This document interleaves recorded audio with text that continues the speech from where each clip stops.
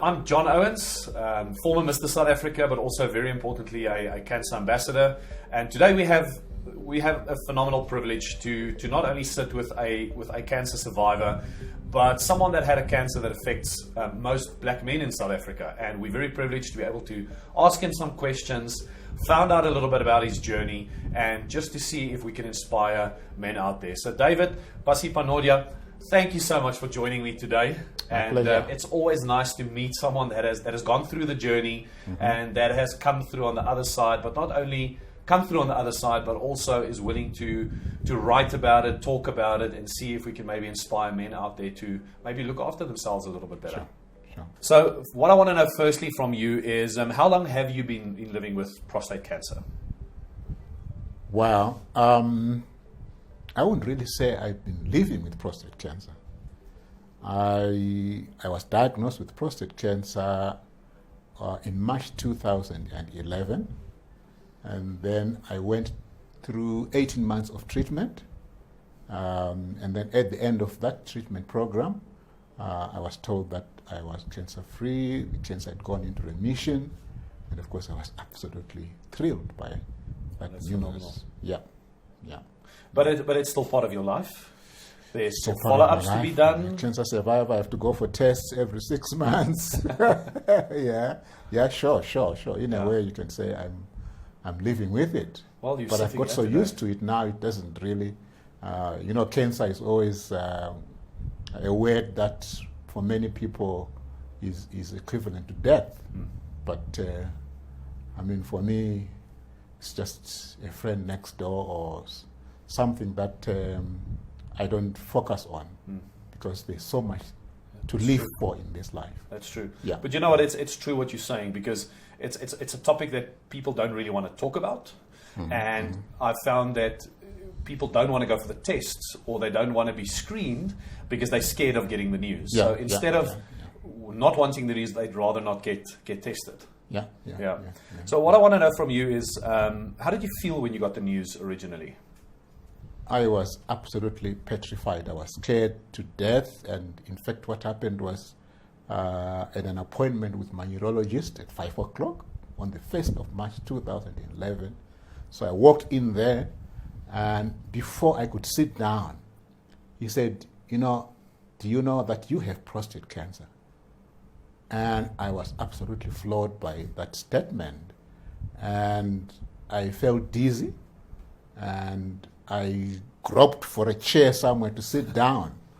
And then I sat down, and I said, well, what does that mean? So it was a scary experience, and for a whole week after that, for 6 days, I was absolutely, I could hardly sleep.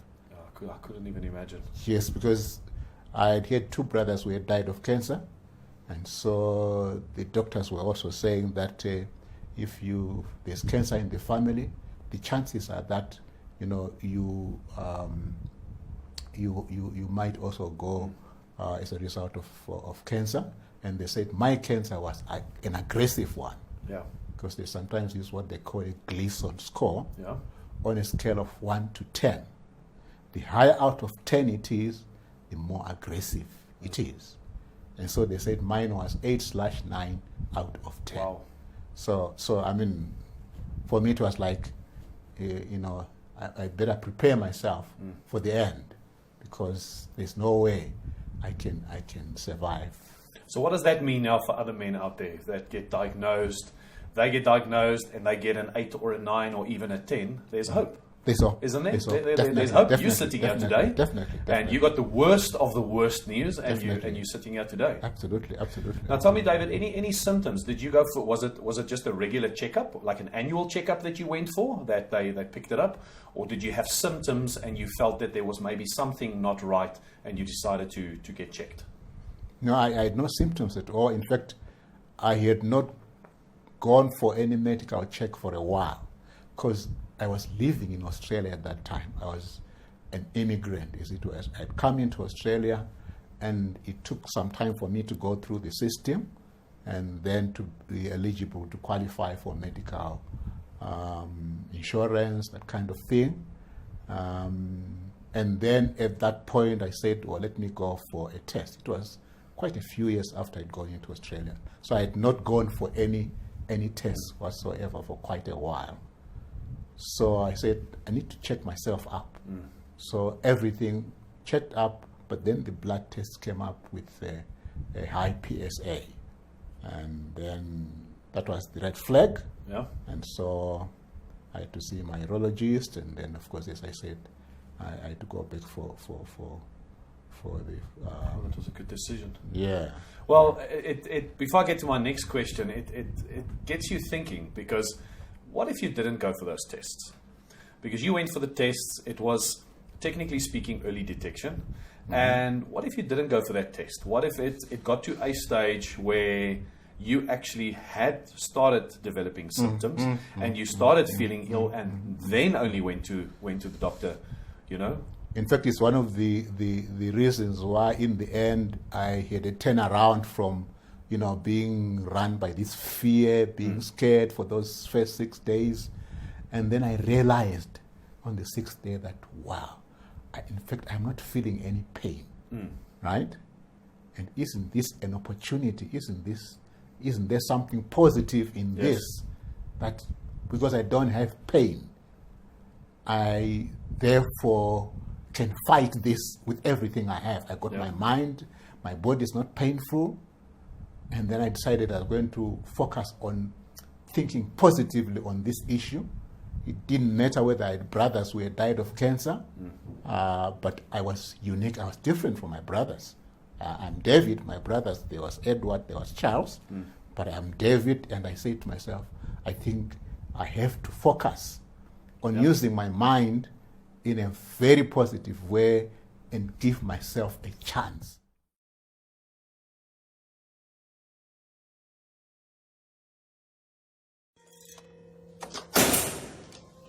Hi, it's toilet. Sign here.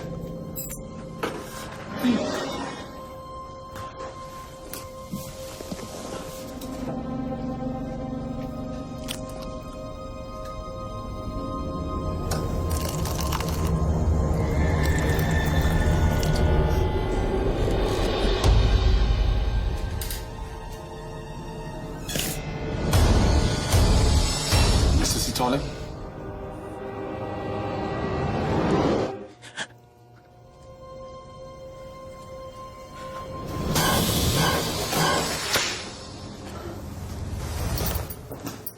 Ready for your blood test?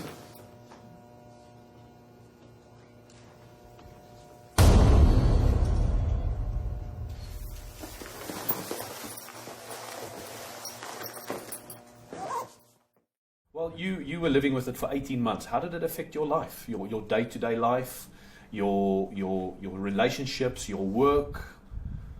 Well, in fact, I was working then. I had an 8-to-5 job in Sydney, there in Australia, and they told me that we are going for this treatment. Expect that you are going to have some days that you are going to miss work. Not feel well, not want to go in. Yeah, especially when you start, because they ended up, in fact, they asked me to choose between chemotherapy and operation and radiation, and I chose radiation. And then they said, well, even with radiation, you'll find that after a while, you won't be able to go to work. But for me, fortunately, I never missed a day at work. Wow. Throughout my treatment. But it doesn't mean you didn't feel well. It didn't mean that it didn't affect you. It meant that you were strong enough to decide, you know what, it's not going to affect my day-to-day living. Sure. I think the decision to be positive in my mind, to have a positive mindset, I think was helped me. Yeah. Because I realized in the end that whatever issues you are facing in life is a decision. It is a decision. You know, and I remembered somebody's words, who was a kind of a mentor to me, who said, it's not so much what happens to you, it's rather how you choose to respond. It's the 90-10 principle. Have you ever heard of the 90-10 principle? They say 10% is life. Life will happen to you.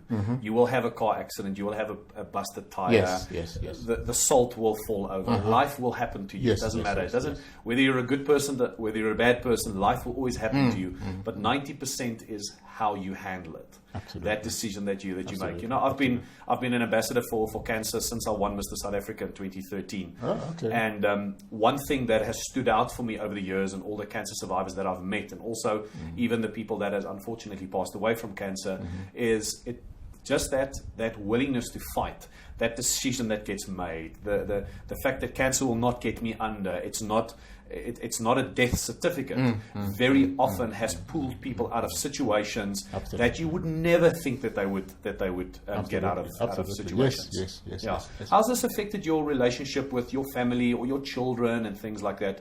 Do they look at you different? Do they appreciate you a little bit more? Are they a little bit more aware of things out there that affects not even just males but females as well in regards to cancer?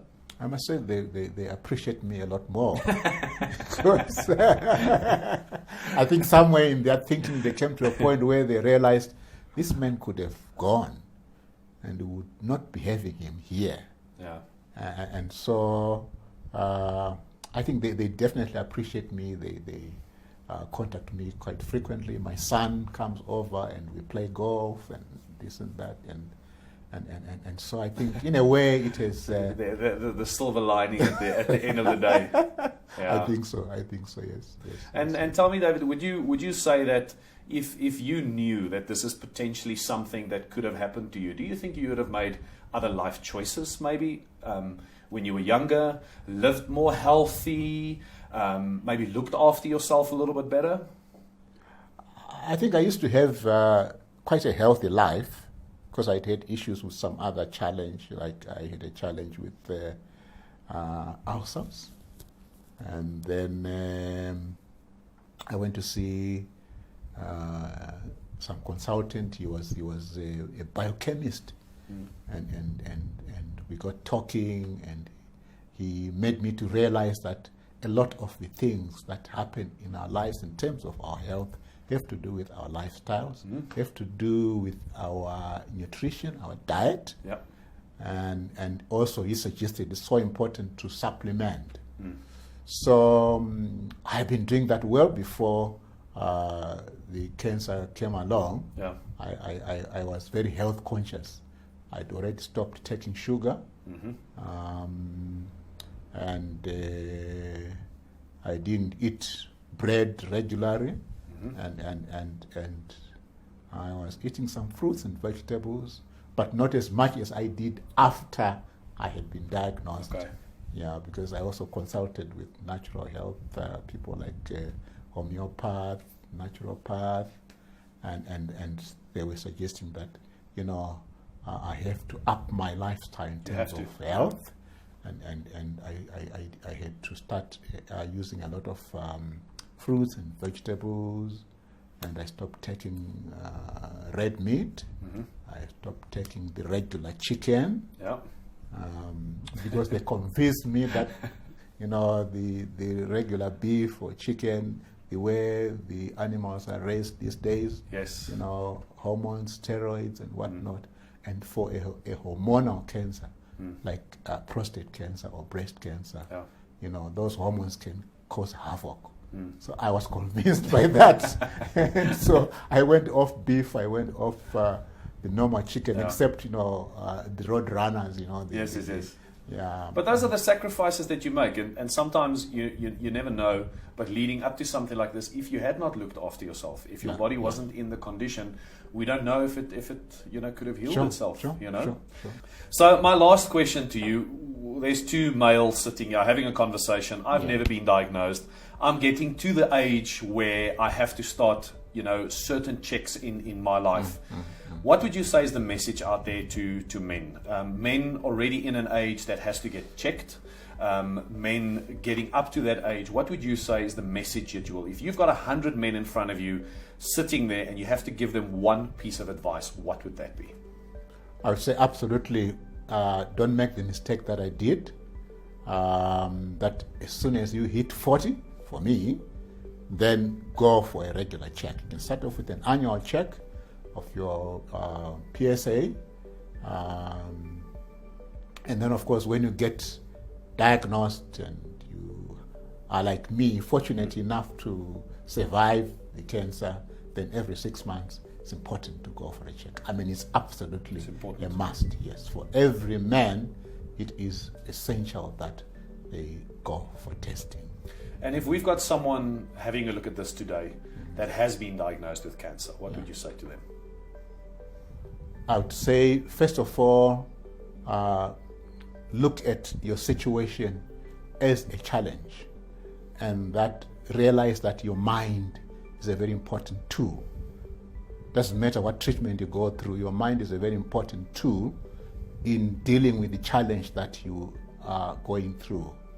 You have to decide to face this challenge in a positive way. The more positive you are, the better chances you have of overcoming this challenge. That is so true. Yeah. That is so true. Yeah. David, you are a true inspiration. And thank you so much for giving us some of your time today. We hope that you stay healthy and happy, and we get the opportunity to chat to you again. Thank you. Thank you. My pleasure.